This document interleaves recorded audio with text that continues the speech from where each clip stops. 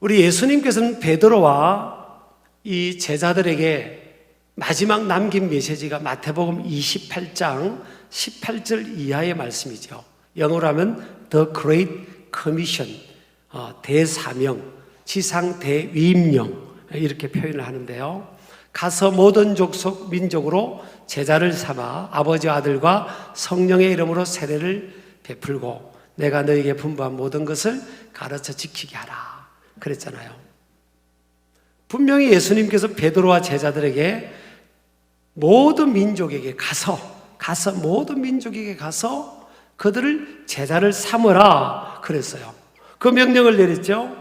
그런데 이제 사도행전에 보면 사도들의 이 복음을 전하고 전도하는 그런 역사들이 기록되는데 베드로를 보세요. 베드로는 유대 땅을 벗어나려고 하지 않습니다. 가이사라라는 곳에 고넬료라는 로마 장교 집에 가서 복음을 전가라고 하는데도 베드로는 안 가려고 그럽니다. 그래서 우리 하나님께서 환상, 바구니의 짐승들의 환상을 통해서 베드로의 세계관을 깨트려 버립니다. 내가 깨끗게 한 것을 네가 왜 먹지 않으려고 하느냐, 그런 환상을 보여주면서 이방인들이 가서 복음을 전하고 하나님 말씀을 전하라고 합니다. 그때가 예수님을 이미 만나고 그가 은혜를 받고 이미 사역을 왕성하게 할 때였어요. 그럼에도 불구하고 이 베드로가 유대 땅을 벗어나서 크로스 컬처럴 미션이죠. 타 문화권에 나가서 이방인들을 만나고 그들에게 하나님 말씀을 전한다는 것이 이 마음으로 수용이 안 됐어요. 왜냐하면 그들에게는 어떤 세계관이 있었는가 하면 하나님은 자기들 유대인들만 사랑하시고 유대인들만 구원하실 거다, 그런 생각에 딱 빠져 있고 그런 생각 속에 살아온 거죠. 그러니까 그 틀을 그들이 벗어나지를 못한 겁니다. 우리도 어쩌면요, 많은 부분에 있어서 우리가 배워온 지식, 경험을 통해서 형성된 그 틀 안에서만 노는지를 몰라요. 여러분, 그래서 하나님의 말씀을 통해서 또 하나님께서 주어진 상황을 통해서 또 우리가 틀을 깨어나가는 모습 되기를 주의 이름으로 축복합니다. 왜냐하면 내 고정관념 선입견 속에만 있으면 하나님께서 저와 여러분의 삶을 통해서 역사하고 싶은 그런 놀라운 일들이 제한될 수가 있다는 거죠. 자신의 삶을 바라보거나 다른 사람의 삶을 바라볼 때도 마찬가지입니다. 우리가 살아가다 보면 어려움을 만나잖아요. 고난이라는 것을 만나요. 시련, 역경이라 표현하기도 하고 또 고통, 고난이라고도 표현하는데 그런 일들을 우리가 만나게 될 때 이 고난의 원인, 고난이 어디서부터 원인이 되고 요인이 돼서 나의 삶 속에 아니면 저 상대방의 삶 속에 찾아오는 것일까? 그거에 대해서 우리가 굉장히 궁금해하죠. 그리고 또 단편적으로 또 아니면 그냥 전통적으로 내려오는 그런 생각으로 자신의 삶이라든지 다른 사람의 삶을 이렇게 쉽게 판단해 버릴 수가 있죠. 그래서 오늘 성경에 그런 예가 나옵니다. 예수님과 함께 제자들이 길을 가다가 어떤 사람을 만납니다. 태어나면서부터 눈이 안 보이는 시각장애인을 만납니다. 어떻게 보면 정말 태어나면서부터 눈이 안 보였으니까 가장 이 세상에서 불행하고 또 어떤 면에서는 비참하게 여겨질 수 있는 그런 사람이죠. 그때 제자들이 예수님께 질문합니다. 예수님, 이 사람이 지금 태어나면서부터 눈이 안 보이는 상황인데 이 사람의 죄 때문입니까? 아니면 저들의 부모님의 죄 때문입니까? 누구 죄 때문에 저 사람이 저런 고통을 당합니까? 그렇게 예수님께 질문을 합니다. 왜냐하면 이 제자들도요, 이 사람을 정죄하는 게 아니라 불쌍하니까 도대체 저 사람이 저런 고통을 겪는 게 누구 죄 때문입니까? 이렇게 이제 궁금하기도 해서 연민의식을 갖고 제자들이 그렇게 질문을 했겠죠. 그때 우리 예수님의 대답이요, 굉장히 파격적입니다. 그 당시에 전통적 고난을 바라보는 생각하는 전통적 관점에서는 굉장히 파격적인 내용을 말씀합니다. 저 사람의 죄 때문도 아니고 부모의 죄 때문도 아니다. 하나님께서 그를 통해서 그에게서 하나님의 하시고자 하신 일을 나타내기 위함이다. 그렇게 말씀을 한 거예요. 여러분, 이건 굉장히 파격적입니다. 그러면서 예수님은 오늘 4절에 보니까 때가 아직 낮임에 나를 보내신 이의 일을 우리가 하여야 하리라. 밤이 오리니 그때는 아무도 일할 수 없느니라. 때를 또 말씀하세요. 그래서 오늘 요 예수님과 제자들의 대화와 예수님의 답변을 통해서 우리가 한번 몇 가지 교훈을 찾아보려고 합니다. 여러분, 우리가 이 고난, 우리가 원치 않는 또 누군가의 삶 속에 찾아온 스스로 해결할 수 없는 그런 고통, 고난, 그런 것을 바라볼 때 오늘 예수님의 이 대답은요, 고난에 관하여 과거에 함몰되지 않는, 첫 번째로 보면 고난에 관하여 과거에 함몰되지 않는 현재와 미래지향적인 관점에서의 능동적이고 적극적인 신앙적 해석이다라는 겁니다. 우리 고난을 바라볼 때 예수님은 오늘 예수님과 제자들의 대화 속에서 예수님께서 끌어갔던 내용은 뭐예요? 이 과거에 내 삶 속에 또 누군가의 삶 속에 찾아온 그 고난의 요인을 찾는데 함몰되지 말고 오늘 현재와 미래지향적인 관점에서 능동적으로 또 적극적으로 그것과 맞서가되 특별히 하나님의 하시고자 하신 일이라 표현했잖아요. 그러니까 신앙적으로 해석을 하라는 거예요.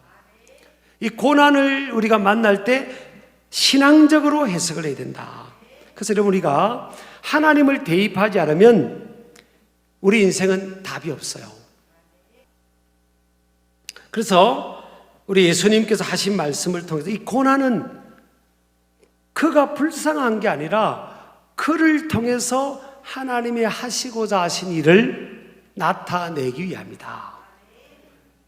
그렇게 우리 예수님은 말씀하신 거죠. 그러니까 이 고난의 원인에 예수님의 시선이 향하고 있는 게 아니라 실제적으로 고난받는 그를 향해 주님의 시선이 향하고 있어요. 우리는 고난의 원인에 대해서 쉽게 판단한 겁니다. 다른 사람이 누구 고난당하면 저 사람은 자기가 뭘 잘못해서 그랬나, 부모님이 잘못해서 벌 받나. 성경은 지금 그거에 대해서 무게중심을 가지고 해석을 하고 시간과 에너지를 지금 보내고 있지 않다고요. 하나님께서 고난을 통해서 하시고자 하시는 일에 하나님은 무게중심을 두고 있는 겁니다. 그리고 1절을 보세요. 1절을 읽겠습니다. 예수께서 길을 가실 때에 날 때부터 맹인된 사람을 보신지라 그랬어요. 보신지라. 날 때부터 맹인된 사람을 보신지라. 이 보신지라의 시제가 능동태이면서 과거형으로 되어 있습니다. 이건요, 에이덴이라는 단어인데 의도적으로 몸을 틀어서 보았다는 의미도 있고요. 또 이해하다, 알다, 깨닫다 이런 의미가 있어요. 그러니까 예수님은 과거형이라고 했으니까 그 사람이 오늘 길에서 만났을 때 그때 상황뿐만 아니라 그 전부터 또 태어나면서부터 과거에서부터 주님은 그의 고난을 보고 계신 거예요.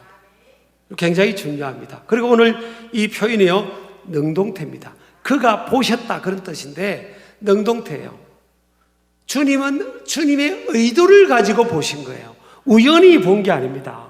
그러니까 저나 여러분이나 우리 인생을 살아가면서 어려움과 고난을 겪는 사람들의 그런 그 고난의 상황을 우연히 주님이 어떤 사람은 우연히 본 게 아니에요. 주님이 의도를 가지고 능동적으로 보신 거예요. 굉장히 이건 중요하죠. 지금 나의 문제뿐만 아니라 내 과거에 내가 태어나면서부터 주님이 내 삶 속에 있었던 이 고난을 다 알고 계시다는 거예요. 알고 이해하고 보고 계시다는 겁니다. 사람들에게 다 고난의 이 이유를, 상황을 다 이야기할 수 없어. 주님은 이미 알고 계세요. 이미 알고 계시다고요. 여러분, 이 타인의 고난의 영역, 제자들의 일로 하여금 예수님, 이 사람이 죄 때문입니까? 부모 죄 때문입니까? 이 타인의 고난의 영역을 하나님께서, 우리 예수님께서 탐구하라고 말씀하지 않으세요.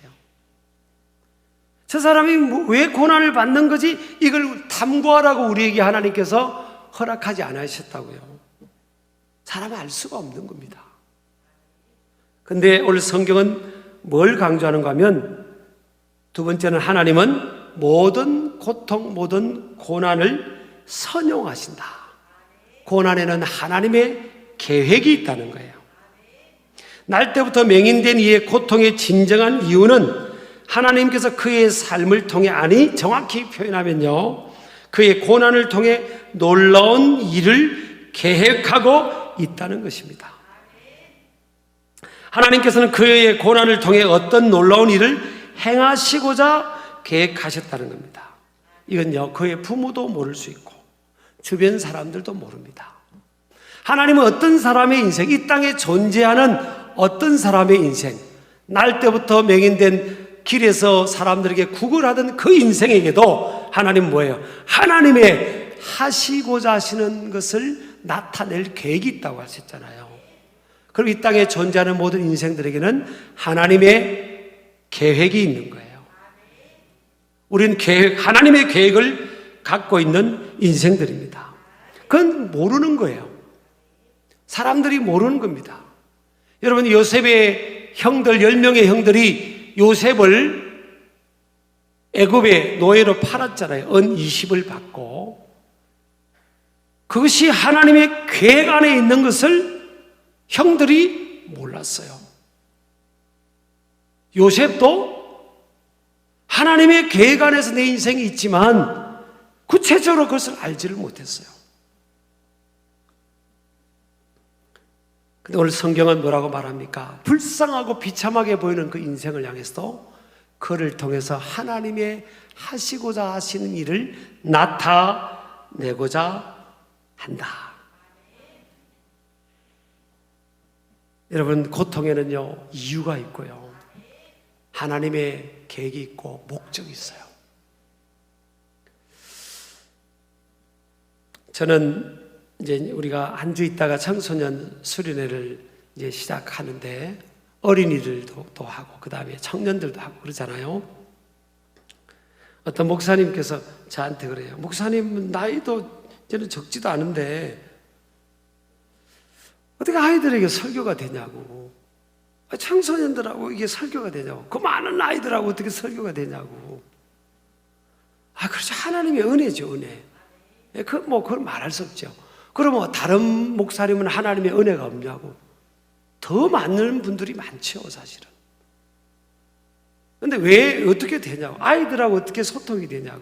청소년들하고 어떻게 소통이 되냐고. 그래서 제가 이제 어떻게 이야기를 하겠어요? 다 하나님의 은혜고 도우심인데. 근데 이런 이야기를 툭 던진 적이 있어요.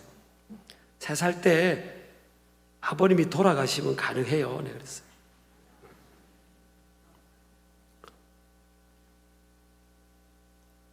특수한 상황이잖아요, 저한테는. 아버님이 의사하셨으면 굉장히 더 유복하게 자랐을 거 아니에요, 환경적으로. 근데 하나님이 저에게 분명히 25이었을 때 저에게 말씀해 주셨어요. 청소년들에게 딱 설교하고, 그것도 6일을 굶은 주간에 설교한 이후에 강대상에 푹 엎어져 있으니까 분명히 저에게 말씀하셨어요. 네가 평범하게 자랐으면 저 아이들에게 해줄 말이 있었겠니? 제가 그 한마디 하나님의 음성으로요, 25년 동안 풀리지 않던 제 숙제가 풀렸다고요. 그리고 이상하게 그날 이후로 청소년들이 지금까지 제 설교를 들어주고요, 어디 부흥회를 가면 꼭 둘째 날부터는 아이들이 앞에 앉아요. 아이들은 앞에 오세요 말을 안 해도 이상해요. 이상하죠? 3살 때 아버님이 돌아가시면 가능합니다. 제가 그것이 아니고요, 특수한 상황에서 하나님이 그렇게 계획하신 거예요. 저는 청소년들과 젊은이들과 어린이들과 소통하도록 하나님께서 그것이 그렇게 자라오게 하신 겁니다.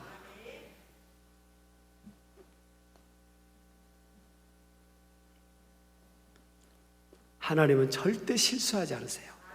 저는 바둑이라든지 장기 이런 걸 잘 못 둬요. 아주 기본적으로 듣지, 기본적으로.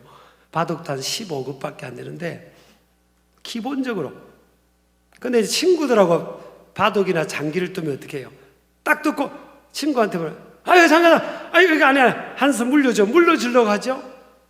그럼 친구가, 그래, 하는 친구도 있지만, 아이, 그게 어딨냐고 막 그러다가 막 싸우잖아요. 사람은요, 실수할 때가 있는 겁니다. 잘못 둘 때가 있어요. 잘못 놓을 때가 있어요. 근데 하나님은 God doesn't practice입니다. 하나님은 실수하지 않는 하나님. 여러분, 이걸요, 이론으로 믿지 마세요. 하나님은 실수하지 않으세요. 하나님은 고치시려고 하면요, 헐구로 사람을 빚어 아담을 만든 것처럼요, 오늘도 보세요. 눈이 감겨 있는, 한 번도 빛을 보지 못한 그를 진흙을 이겨서 다시 뜨게도 하실 수 있는 분이잖아요. 이분이 우리가 믿는 하나님이시고 예수님이라니까요. 그리고 그 한 사람을 통해 이 실로암의 기적을 경험한 이 사람을 통해 얼마나 유대 땅의 많은 사람들에게 하나님의 살아계심, 예수 그리스도의 능력이 선포되었겠습니까? 그걸 누가 상상이라 했겠어요?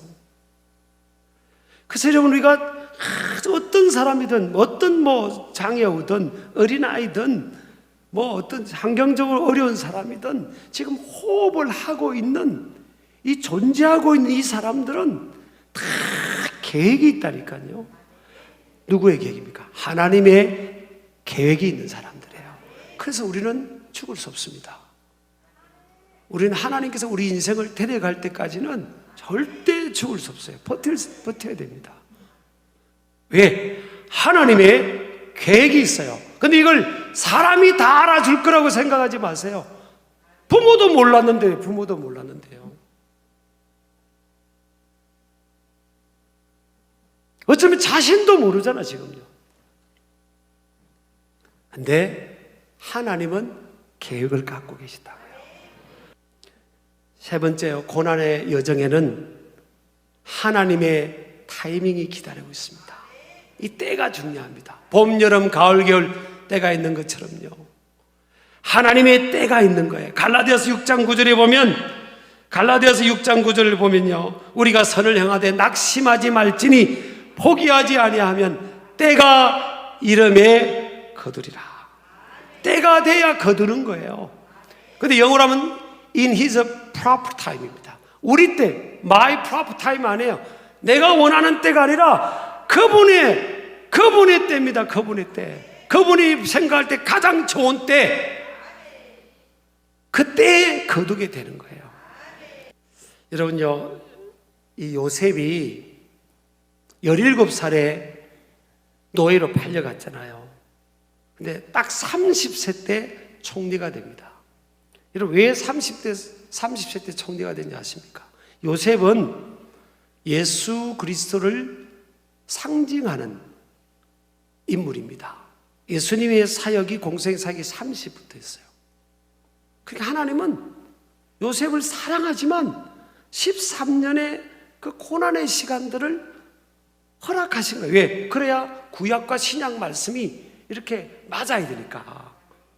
하나님 그렇게 하시는 거예요. 하나님이 날 때부터 소경된 이 사람을 고칠 것 같으면 태어나자마자 고치면 되는데 왜 다 클 때까지 고난받겠다가 그때 고치냐? 또 이렇게 생각하는 분이 있잖아요. 다 하나님이 하시고자 하신 적절한 타이밍, 이 하나님의 때를 하나님께서는 기다리시는 겁니다. 그래서 저와 여러분도 어디에 포커스를 맞춰야 되냐? 하나님의 때. In his proper time. 하나님의 시간이 내한테 제일 좋은 시간인 거예요. 그래서 우리는 기다릴 수 있는 겁니다. 믿음의 사람은 기다릴 수 있는 거예요. 성숙한 믿음의 사람은 기다릴 수 있는 거죠.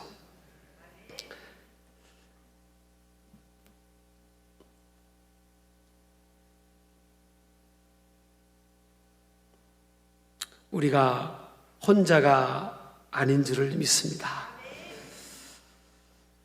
하나님은 고난 속에 있는 이의 문제를 하나님의 가장 적절한 때 역사하시고 일하십니다. 우리의 최선의 때가 아닌 하나님의 최선의 때에 하나님은 일하신 줄을 믿습니다. 오늘 다시 1절로 돌아가겠습니다. 1절 읽겠습니다. 예수께서 길을 가실 때 날 때부터 맹인된 사람을 보신지라. 하나님이 그 맹인을 보고 계셨어요. 우리 예수님께서 보고 계셨습니다. 저와 여러분도 살아가다 보면 원치 않는 어려움들을 겪을 겁니다. 또 겪어왔어요. 근데 지금 하나님이 보고 계십니다. 우리가 혼자가 아니라는 거예요.